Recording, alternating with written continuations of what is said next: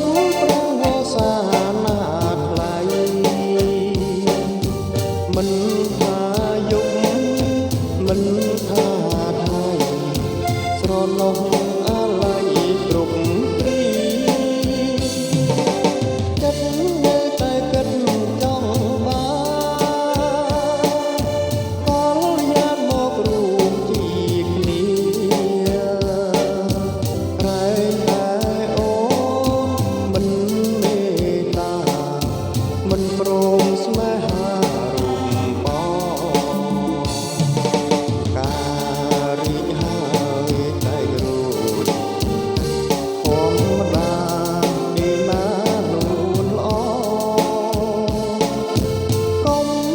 គិតអីថ្លៃបងគួរតែផ្សំវាសនាថ្មីសូមអូននាងគិតឲ្យច្បាស់ប្រ